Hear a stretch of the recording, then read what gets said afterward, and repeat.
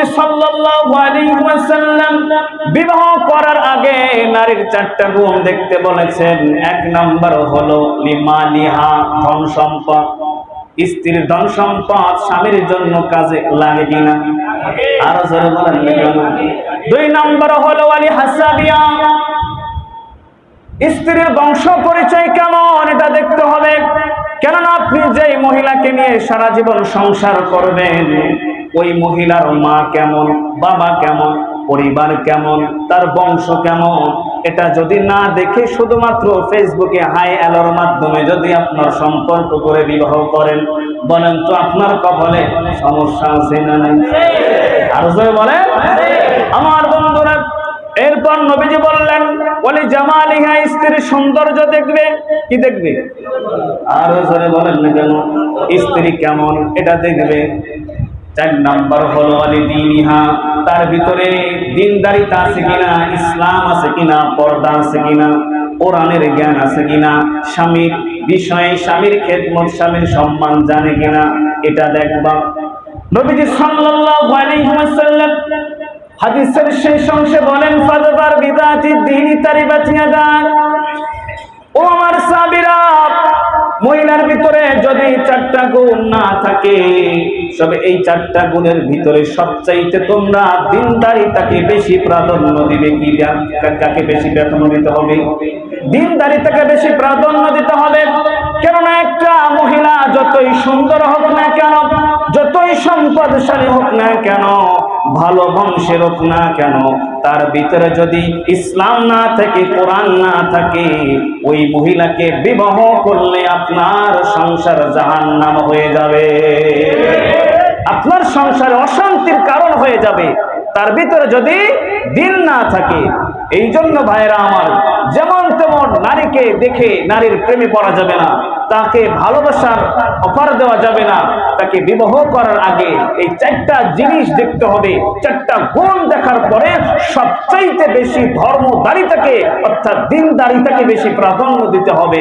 আর দ্বীনদারিতাকে বেশি প্রাধান্য দিলেই আপনার সংসার যিনি সুখময় করে দেবেন তিনি। সাল্লাল্লাহু আলাইহি ওয়াসাল্লাম খাদিজাতুল কুবরা রাদিয়াল্লাহু তাআলা আনহাকে যেদিন তিনি বিবাহ করলেন, ওই দিন মক্কার বিভিন্ন ধনী লোকেরা খাদিজার কাছে অভিযোগ করলো, ও খাদিজা, তুমি এমন একটা লোককে বিবাহ করেছো যার কোনো বাড়ি নাই, যার কোনো সম্পদ নাই, টাকা পয়সা নাই, অথচ তোমাকে বিবাহ করার জন্য এই মক্কার ভিতরে কত মানুষ আছে যাদের টাকা আছে, পয়সা আছে, অথচ তুমি একজন নিঃস্ব মানুষকে বিবাহ করেছো। হযরত খাদিজাতুল কুবরা রাদিয়াল্লাহু তাআলা আনহা এদিন বলেছিলেন, মক্কার কুরাইশরা, তোমরা বলতেছো যে আমার স্বামীর কোনো টাকা নাই, পয়সা নাই, তাহলে তোমাদের কাছে আমি কয়েকটা প্রশ্ন ছুড়ে দেই। যদি তোমরা এই প্রশ্নের উত্তরগুলো দিতে পারো, তাহলে আজকে আমি তোমাদের কথাটা মেনে নেব। আল্লাহু আকবার বলেন।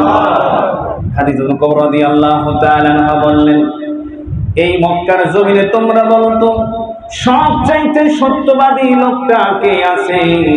বলে, এই মক্কার ভিতরে সবচাইতে সত্যবাদী মুহাম্মদ ছাড়া আর কেউ নাই।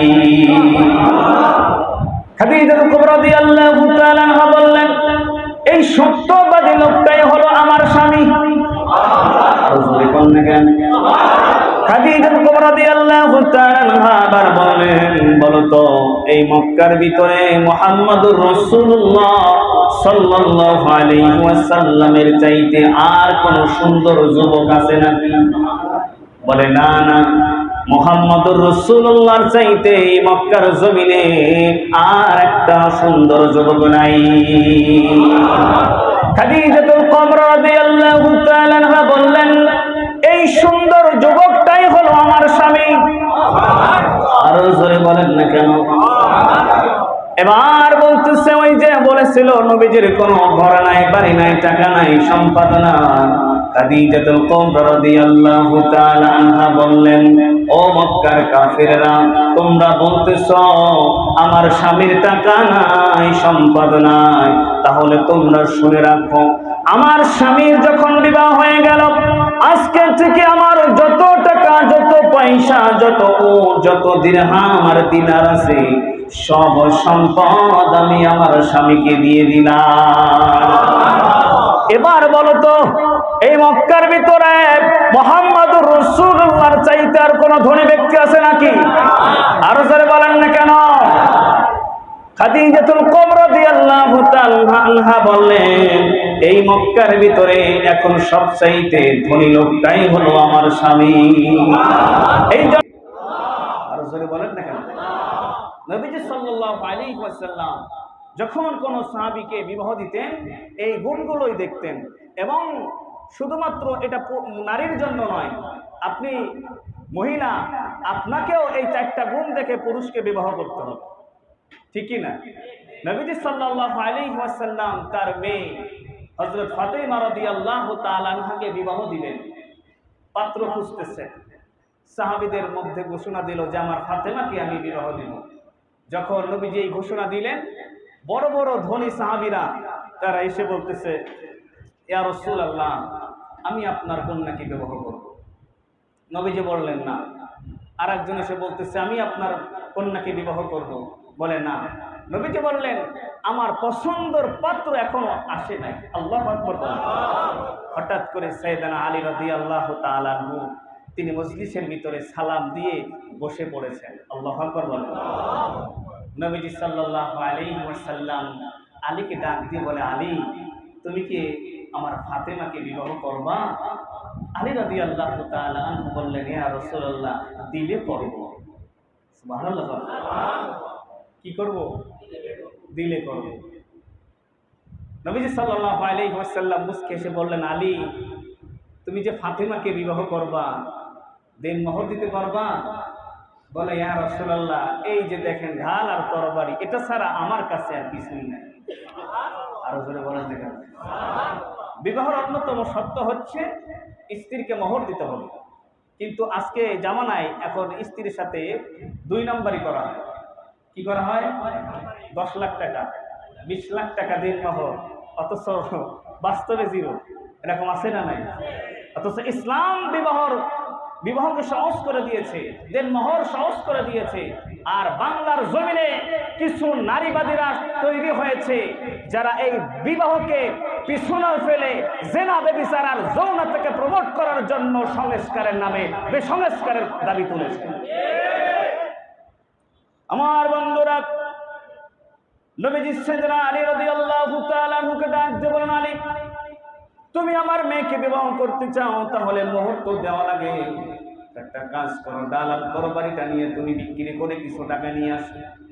হযরত আলী রাদিয়াল্লাহু তাআলা আনহু চলে গেলেন মদিনার বাজারে।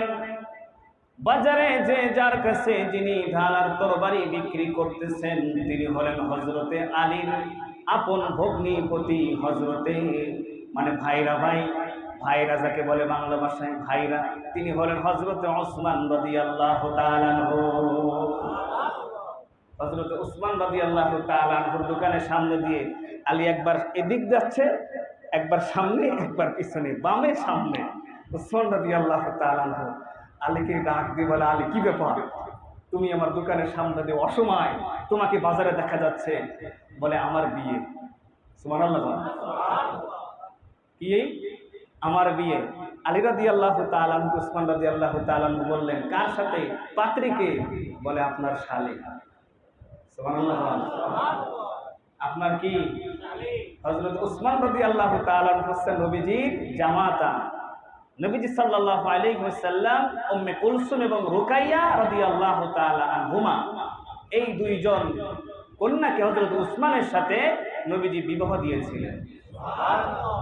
হযরত আলী রাদিয়াল্লাহু তাআলা আনহুকে ওসমান ডাক দিয়ে বলতেছে, আমার শালীর বিয়ে অথচ আমি জানি না। আমি হলাম বড় জামাই, নবীজির বড় জামাই, আমি জানি না। কি ব্যাপার বলেন তো? আমাদের সমাজে এইরকম যদি চিত্র হতো যে আপনার ছোট মেয়ে আপনি বিবাহ দিচ্ছেন, আপনার বড় জামাই জানে না, বলেন তো জ্ঞানজাম বাড়ত কিনা? আরো জোরে বলেন না কেন? সমস্যা হতো কিনা? বলতে বিয়ে হবে না, যাব না শ্বশুর বাড়ি, খাইতে যাব না, কত ধরনের কত সমস্যা তৈরি হতো, ঠিক কিনা বল? হযরত উসমান রাদিয়াল্লাহু তাআলা আনহু বললেন, আলী রে, যেহেতু তোমার আজকে বিয়ে, সুতরাং এই ঢালার তরবারি রেখে তুমি এই টাকা নিয়ে চলে যাও। আমার বন্ধুরা, হযরতে আলী রাদিয়াল্লাহু তাআলা আনহু ঢালার তরবারি হযরত উসমানের কাছে রেখে যখন তিনি চলে আসবেন, এমন সময় হযরতে উসমান চিন্তা করলেন, হযরতে আলী কোনো সাধারণ সাহাবী না, হযরতে আলী অসাধারণ সাহাবী, নবীজির জামাতা হতে যাচ্ছেন, নবীজির আপন ভাই। চিৎকার দিয়ে বলো আল্লাহু আকবার। হযরতে আলী হলো শেরে খোদা, যিনি হলেন আল্লাহর ভাগ স্বরূপ। সুবহানাল্লাহ। হযরত উসমান রাদিয়াল্লাহু তাআলা আনহু চিন্তা করলেন, শেরে খোদা আসাদুল্লাহিল গালিবের হাতে ঢাল আর তরবারি থাকবে না, এটা তো মেনে নেওয়া যায় না। আল্লাহু আকবার। পিছন দিক থেকে হযরত উসমান আলী রাদিয়াল্লাহু তাআলা আনহুকে ডাক দিয়ে বলেন, ও আলী, পিছনে ফিরে আসো, এই ঢাল আর তরবারি নিয়ে যাও, টাকাও নিয়ে যাও, তোমার বিবাহ আমি দিয়ে দিলাম, তোমার প্রতি কোনো আমার দাবি নাই। আর জোরে বলেন না কেন সুবহানাল্লাহ। আমার বন্ধুরা, হযরতে আলী রাদিয়াল্লাহু তাআলা আনহু নবীজির দরবারে হাজির হয়ে গেল। নবীজি সাল্লাল্লাহু আলাইহি ওয়াসাল্লাম যখন আলীকে দেখলেন, দেখে অবাক হয়ে গেলেন, কেননা আলী এসেছিল বাজারে ঢাল আর তরবারি বিক্রি করার জন্য। নবীজি দেখলেন আলীর এক হাতে ঢাল আর তরবারি, আর এক হাতে টাকা। নবীজি আশ্চর্য হয়ে গেলেন, ডাক দিয়ে বলে, আলী রে, তোমাকে না আমি বাজারে পাঠিয়েছিলাম ঢাল আর তরবারি বিক্রি করতে, এক হাতে তরবারি আর এক হাতে টাকা, টাকা পাইলা কোথায়? হযরতে আলী মুস্কি হেসে বলে, ও নবী, এই টাকা আপনার জামাই উসমান আমারে দিয়েছে। নবীজি তো তখন আশ্চর্য হয়ে গেলেন যে আমার উসমানকে তো আমি জানালাম না, কি ব্যাপার, উসমানকে দাওয়াত দেওয়া হলো। সুবহানাল্লাহ। আমার বন্ধুরা, নবীজি সাল্লাল্লাহু আলাইহি ওয়াসাল্লাম এবার আলী রাদিয়াল্লাহু তাআলা আনহুর সাথে ফাতেমার বিবাহ দিয়ে দিলেন। আমাদের মতো ঢোল ঢালক বাজাইয়া, লাইটিং কইরা, ডিজে পার্টি কইরা, বক্স বাজাইয়া, আমরা তো বিবাহ করার জন্য এখন গান আর নাচ না করলে মনে করি বিবাহই শুদ্ধ হয় না, ঠিক কিনা? 4 দিন আগে, 1 সপ্তাহ ধরে রাতের পরে রাত, দিনের পরে রাত ডিজে গান, ইংলিশ গান, ইসরায়েলের গান, হিন্দুস্তানের গান, ইন্ডিয়ান গান বাজে। আরো জোরে বলেন না কেন? আর এই বিবাহ করার পরে 2 মাসও টেকে না। এর কারণ হলো বিবাহের ভিতরে নবীজির সুন্নাহ না। আর জোরে কোন না কেন? নবীজির সুন্নাহ না থাকার কারণে যত আপনি লক্ষ টাকা আপনার মেয়ের বিবাহের জন্য ধার্য করেন না কেন, যত টাকা আপনি খরচ করেন না কেন, ওই বিয়ে 2 মাসও টেকবে না, ওই বিয়ের ভিতরে শান্তি হবে না। আরো জোরে কোন না কেন? এই জন্য আমার বাবাজিরা, নবীজি সাল্লাল্লাহু আলাইহি ওয়াসাল্লাম বলেছেন, যেই বিবাহের ভিতরে খরচ কম, ওই বিবাহের ভিতরে আল্লাহর বরকত বেশি। আরো জোরে কোন না কেন? নবীজি সাল্লাল্লাহু আলাইহি ওয়াসাল্লাম ফাতেমাকে বিবাহ দিয়ে দিলেন, আর বললেন, ফাতেমা রে, এই স্বামী এখন তোমার আজকে থেকে অভিভাবক। ও ফাতেমা, তোমার হাতে আলীর হাতে আমি মিলাইয়া দিলাম, আজ পর্যন্ত কোনোদিনও যেন আলীর বিপক্ষে একটা নালিশ আমার কাছে না আসে। আল্লাহু আকবার বলেন। এটা হলো পিতা, আদর্শ পিতার বৈশিষ্ট্য। আর এখন মেয়ের বাবা বিবাহ দেওয়ার সময় বলে, মা কান্দিস না, কি চলিত আমি আছি। কি কয়? তোরে কিছু বলবে, ওর গোষ্ঠী শুদ্ধ আমরা জাহান্নামে পাঠাই দেবে, এরকম বলে কিনা? হ্যাঁ, এইরকম বলার কারণে বরকত উঠে যায়, এইরকম কথা বলার কারণে রহমত উঠে যায়। বিবাহের ভিতর কল্যাণ থাকে না, বিবাহের ভিতর বরকত থাকে না। আমার বন্ধুরা, নবীজি সাল্লাল্লাহু আলাইহি ওয়াসাল্লাম যার সাথে ফাতেমাকে বিবাহ দিলেন, সে কি যেমন তেমন কোন সাহাবী নাকি? নবীজি বলেছেন আলী সম্পর্কে, আনা মাদিনাতুল ইলমি ওয়া আলী বাবুহা। আল্লাহর নবী বলেন, আমি হলাম জ্ঞানের শহর, আর আলী হলো সেই শহরের দরজা। আরো জোরে বলেন না কেন?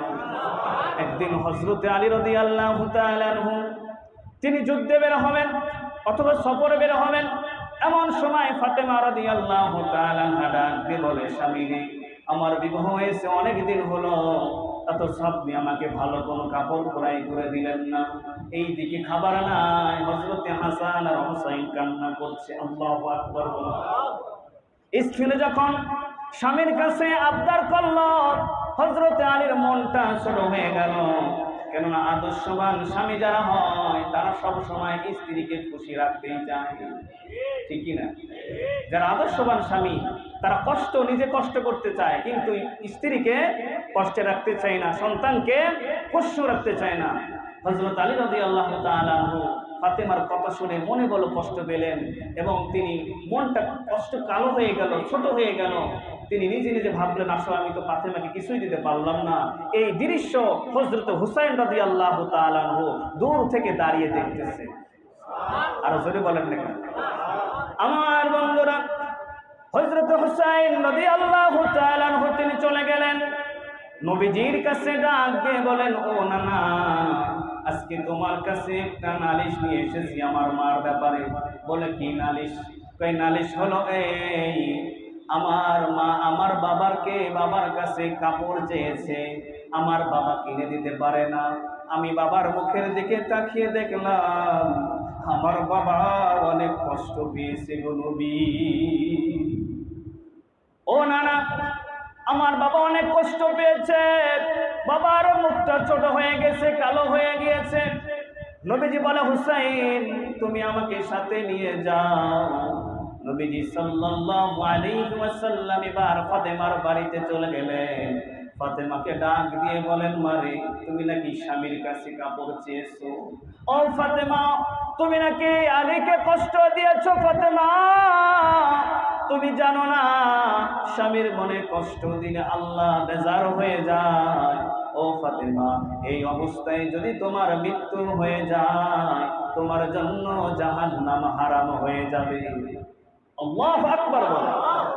আমার বন্ধুরা, হযরত ফাতেমা রাদিয়াল্লাহু তাআলা আনহা তিনি বুঝতে পারলেন, যখন আলী রাদিয়াল্লাহু তাআলা আনহু বাড়িতে প্রবেশ করলেন, আলী রাদিয়াল্লাহু তাআলা আনহুর কাছে এবার নিজের ভুলের জন্য ক্ষমা চাইলেন।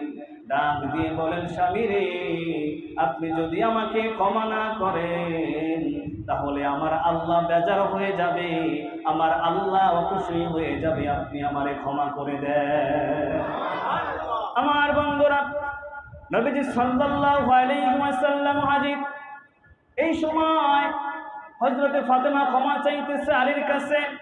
আলী রাদিয়াল্লাহু তাআলা আনহু মুস্কি মুস্কি হেসে বলে, ফাতেমা রে, তুমি তো আমাকে আসলে কষ্ট দাও নাই, তুমি তো আসলে আইনি কোনো কিছু চাও না, বরং তুমি তোমার অধিকারটাই চেয়েছো। আমার কাছে টাকা নাই, আমার কাছে পয়সা নাই, না থাকার কারণে আমি এটা দিতে পারতেছি না, এটাই আমার ব্যর্থতা, বরং তোমার কাছে আমি দুঃখ প্রকাশ করতেছি। আর জোরে বলেন না কেন সুবহানাল্লাহ। আদর্শবান স্বামী কাকে বলে? আদর্শবান স্ত্রী কাকে বলে? একজন আদর্শবান স্বামী আর একজন আদর্শবান স্ত্রীর আদর্শ হবে হযরতে আলী আর ফাতেমা। আরো জোরে বলেন না কেন? এদেরকে আদর্শ না বানাইয়া এখন পাবলিক আর জনগণ ওই মডেলদের আদর্শ বানাচ্ছে, যাদের এক মাসে সংসার টেকে না, ঠিক কিনা বল? যাদের বিবাহ করার আগে বাচ্চা হয়ে যায়, কাবিন করার আগে কি হয়ে যায়? বাচ্চা হয়ে যায়।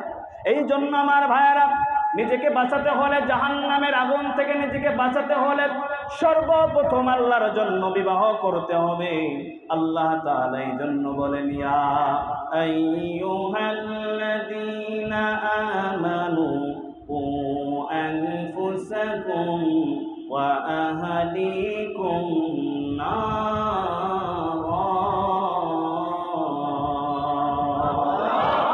আরো জোরে বলেন, কার কথা?